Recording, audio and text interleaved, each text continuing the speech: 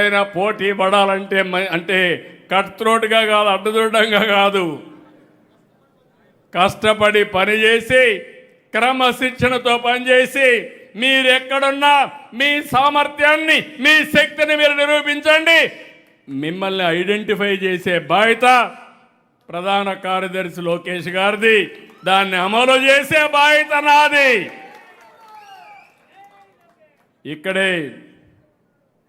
ఇప్పుడే పల్లా శ్రీనివాస్ గారు చెప్పారు, వాళ్ళ తండ్రితో నాకు ఒక అనుభవం.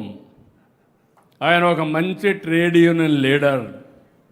అప్పట్లో ఆయన ఐడెంటిఫై చేసి ఎమ్మెల్యే పెడితే గాజువాకలో ఆ రోజుట్లో బ్రహ్మాండమైన మెజార్టీతో గెలిచారు.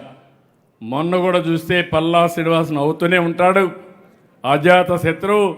అందుకనే మీరు చూస్తే అతిపెద్ద మెజార్టీతో గెలిచారంటే అది కూడా ఒక కారణం.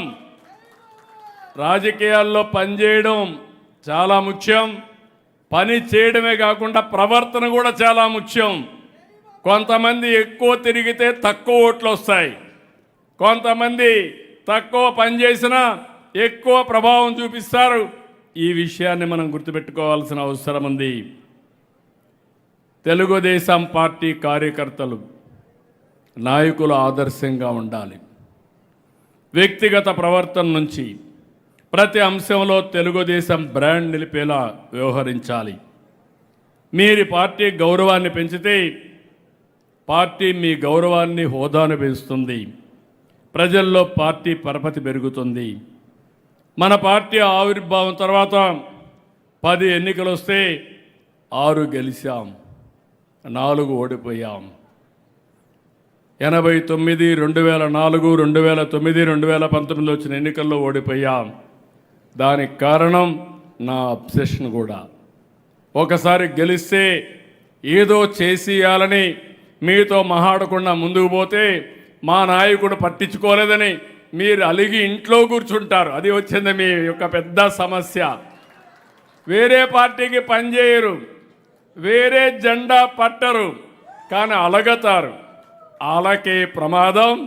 భవిష్యత్తులో అలక ఉండకూడదు. శాశ్వతంగా తెలుగుదేశం పార్టీ అధికారంలో ఉండాల్సిన అవసరం ఉంది. ఏ ఎన్నికలు వచ్చినా మనం గెలవాలి. ఈ విషయం మీరు గుర్తుపెట్టుకోవాలి. కార్యకర్త అనే వ్యక్తి మీ పరిధిలో ఏ స్థాయిలో ఉన్నా ఆ స్థాయిలో ఎప్పుడు ఎన్నికలు పెట్టినా గెలిపించే శక్తి, సామర్థ్యం మీకు ఉండాల్సిన అవసరం ఉంది. దీన్ని ఒక ఆనవాయితీగా పెట్టుకోవాలి. వైకుంఠపాళి రాజకీయాలు ఇటు పార్టీకి అటు రాష్ట్రానికి చాలా నష్టం, కార్యకర్తలకు కూడా నష్టం. ఇప్పుడే ఆ టీవీలో మీరు వేసినప్పుడు ఒక ఫిల్మ్ చూస్తే మనసు కలిచివేసింది, ఆవేశం వచ్చింది, బాధ కలిగింది. ఒక పార్టీ సిద్ధాంతాల కోసం, ఒక రాష్ట్రం కోసం ఎంతమంది ఎన్ని త్యాగాలు చేశారంటే ఒకసారి చూసినప్పుడు అర్థమవుతుంది.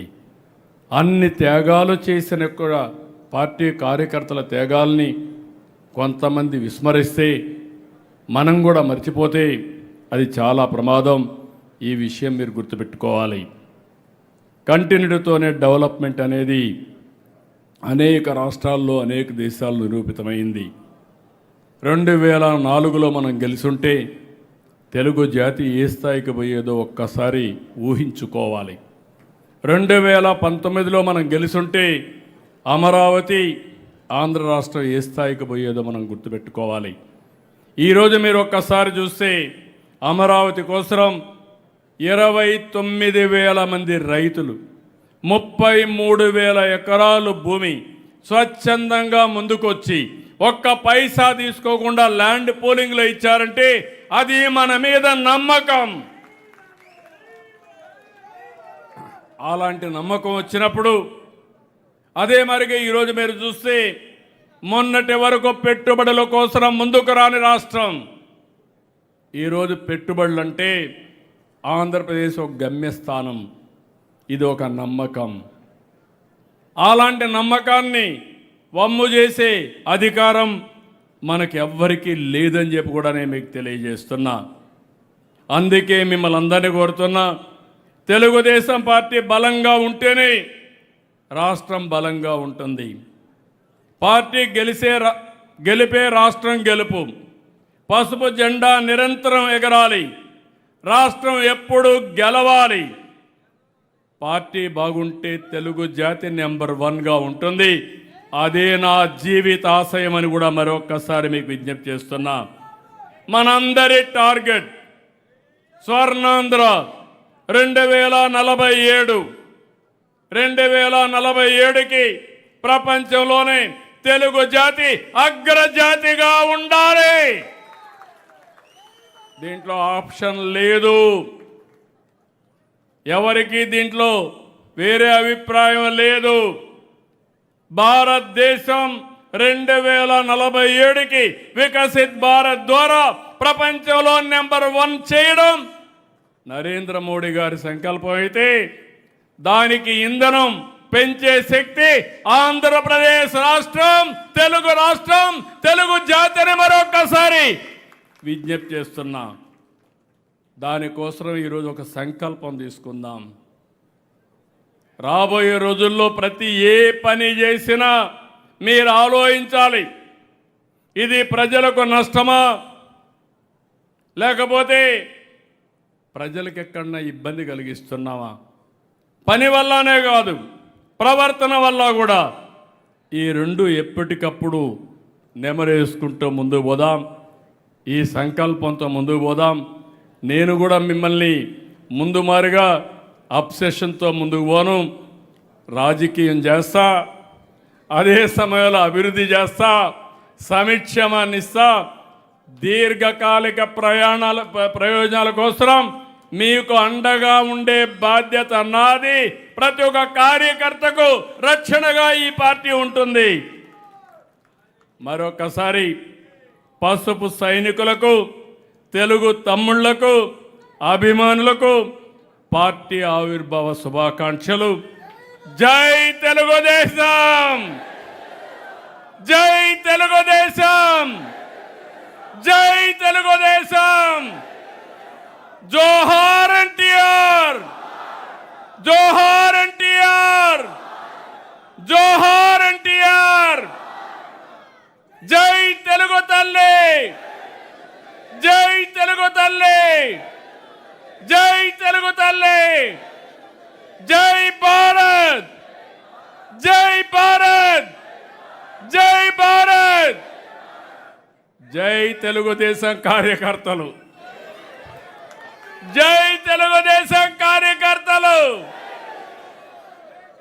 సిద్ధంగా ఉండాల్సిందిగా మరొక్కసారి కోరుకుంటూ అందరికీ మరొక్కసారి శుభాకాంక్షలు, నమస్కారాలు. జై సిబిఎన్! అందరూ ఒక్కసారి ఉండాల్సిందిగా విజ్ఞప్తి. తెలుగుదేశం పార్టీ ఆవిర్భావ దినోత్సవం ప్రతిజ్ఞ ఉంది. దయచేసి ఎవరి స్థానాల్లో వాళ్ళు ఉండాల్సిందిగా అక్కడే ఉండి నిల్చొని ఆయన చేతులు ఒకసారి మీ రైట్ హ్యాండ్ ముందుకు పెట్టి ప్రతిజ్ఞ తీసుకోవాల్సిందిగా విజ్ఞప్తి చేస్తూ ఉన్నాం. దయచేసి నిశ్శబ్దంగా ఉండండి. ఇప్పటివరకు క్రమశిక్షణగా ఉన్నాం. దయచేసి నాతో పాటు సమాజమే దేవాలయం, ప్రజలే దేవుళ్ళు అన్ని నమ్మే తెలుగుదేశం పార్టీ కుటుంబంలో భాగస్వామ్యం అయినందుకు గర్వపడుతున్నాను. తెలుగువారి ఆత్మగౌరవ నినాదంతో పుట్టిన నా పార్టీ కోసం తెలుగు జాతి సమగ్ర అభివృద్ధి కోసం అంకిత భావంతో నిరంతరం కృషి చేస్తాను. రైతులు, మహిళలు, యువత, విద్యార్థులు, పేద బడుగు బలహీన వర్గాల సంక్షేమమే నా ధ్యేయం. కుల, మత, ప్రాంత భేదాలు లేకుండా అతీతంగా సేవ అందిస్తాను. దేశ సమగ్రతను కాపాడటం నా బాధ్యతగా భావిస్తాను. క్రమశిక్షణ, విలువలతో కూడిన రాజకీయాలకు అంకితం అవుతాను. సిద్ధాంతాలను ఆచరిస్తూ తెలుగుదేశం పార్టీ బలోపేతానికి నిస్వార్థంగా కృషి చేస్తానని ప్రతిజ్ఞ చేస్తున్నాను. జై తెలుగుదేశం.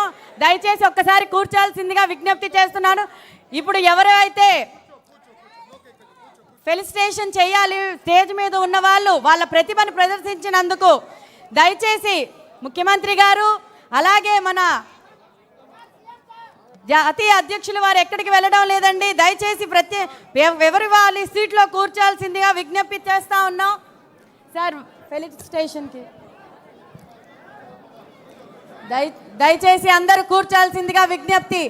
ఇంకా కార్యక్రమం అవ్వలేదు. తెలుగుదేశం పార్టీ అంటే క్రమశిక్షణ అన్నా. దయచేసి మీ స్థానాల్లో కూర్చోాల్సిందిగా విజ్ఞప్తి చేస్తూ ఉన్నాం.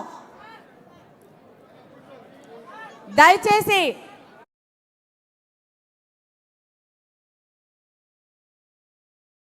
అదే నిబద్ధతతోటి దయచేసి కూర్చోాల్సిందిగా విజ్ఞప్తి చేస్తూ ఉన్నాం. కార్యక్రమం ఇంకా ముగింపు అవ్వలేదు.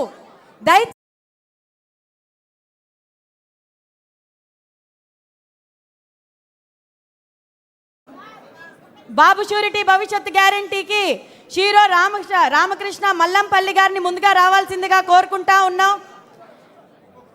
బాబు షూరిటీ భవిష్యత్ గ్యారంటీ తీగల ప్రభా గారిని రావాల్సిందిగా కోరుకుంటున్నాం. సార్ చేతుల మీదుగా మీకు ఫెలిసిటేషన్ జరుగుతుంది. బాబు షూరిటీ భవిష్యత్ గ్యారంటీ ప్రోగ్రాం అద్భుతంగా చేసిన వాసు గారు, రామీజీ బి షేక్ గారు, విజయలక్ష్మి పెచ్చెట్టి గారు, అలాగే మెంబర్షిప్లు అద్భుతంగా చేసిన శ్రావణి మట్టం, సతీష్ కుమార్ గోగినేని, షేక్ జిలానీ, కొప్పిశెట్టి నాగవర ప్రసాద్ గారు, డాన్ దివాకర్ బాబు గారు,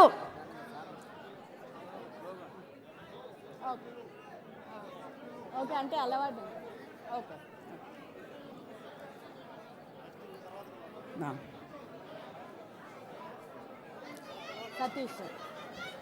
సతీష్ మట్టం గారు,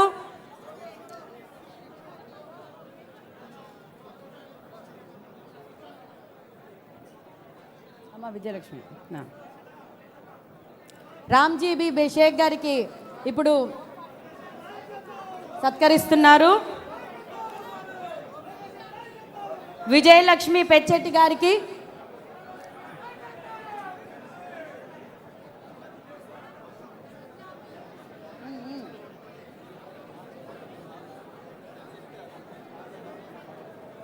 కూర్చోండమ్మా.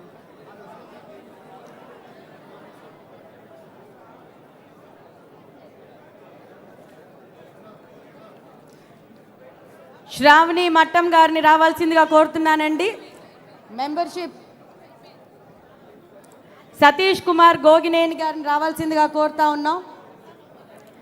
మెంబర్షిప్లు అద్భుతంగా చేశారు.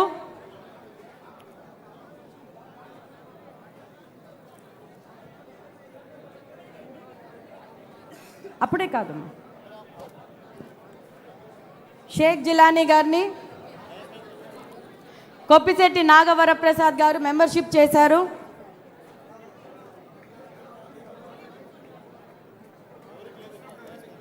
డాన్ దివాకర్ బాబు గారు బొబ్బిల్లి, అది అయిపోయింది. ఓకే,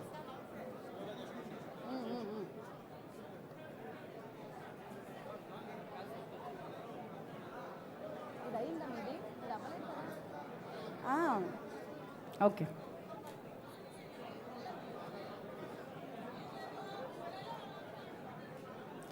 కొప్పిశెట్టి నాగవర ప్రసాద్ గారు మెంబర్షిప్ అండి.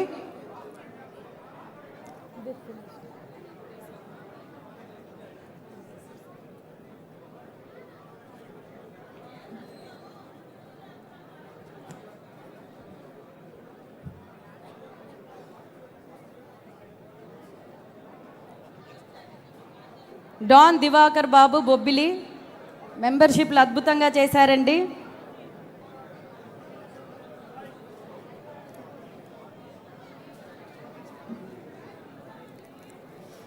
సుపరిపాలన తొలి అడుగు కార్యక్రమం చేసినందుకు పూరిమిట్ల కుమారి గారు,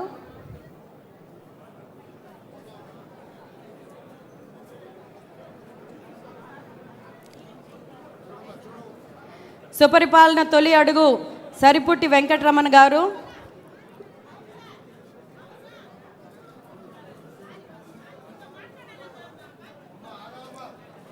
అన్న ఒక్కసారి కొంచెం జరగరు. సుపరిపాలన తొలి అడుగు ప్రోగ్రాం బి యోగి గారు,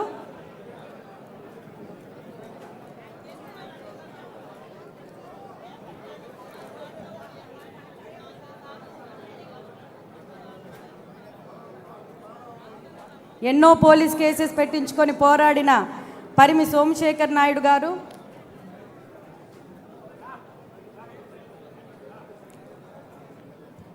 పోలీస్ కేసులతోటి మళ్ళీ ఇబ్బంది పడి కూడా పోరాడిన ఏ ఈశ్వర్ రెడ్డి గారు,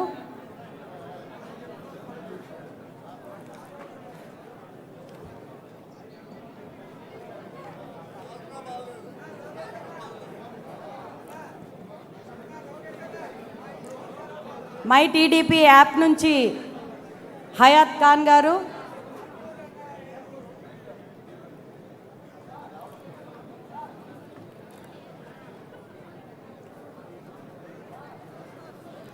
అలాగే మై టీడీపీ యాప్ నుంచి మురళీ గారు,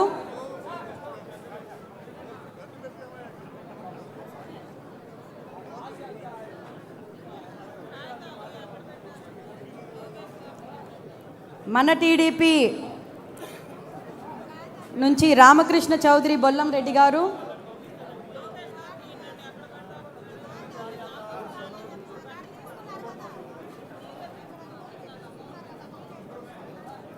ఐటీడీపీ యాప్ నుంచి బిట్టి ఆదినారాయణ గారు,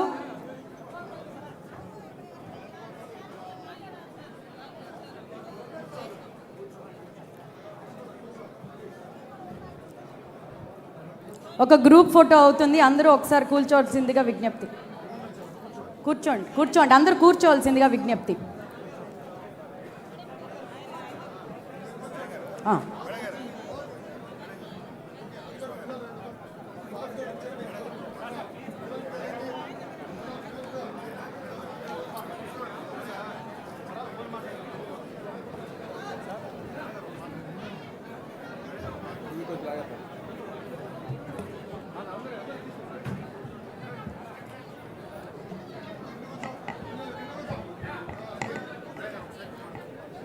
సార్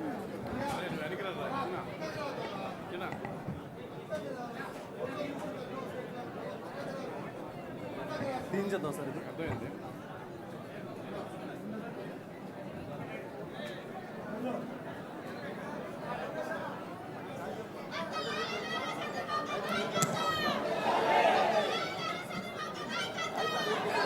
సార్ ఇక్కడున్న ప్రతి ఒక్కరి తరఫున మేము వాగ్దానం చేస్తున్నాం, మీకు పార్టీకి లోకేష్ అన్నకి ఎప్పుడు కూడా చెడ్డ పేరు తెచ్చుకోనివ్వకుండా కార్యకర్తలు అందరం కలిసి ప్రజలకు సేవ చేస్తామని ఇక్కడున్న వాళ్ళ దగ్గర నుంచి ప్రతి ఒక్కరి నుంచి వాగ్దానం చేస్తూ మీరిచ్చిన సందేశం స్ఫూర్తిదాయకమని మరొకసారి తెలియజేసుకుంటూ మీకు కృతజ్ఞతలు తెలియజేసుకుంటున్నాం sir.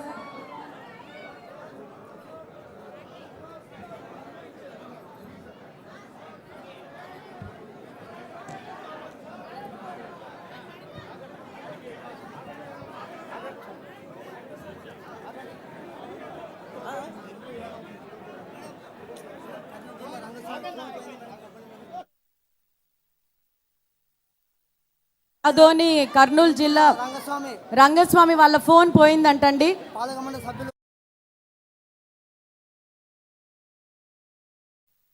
Madam madam madam madam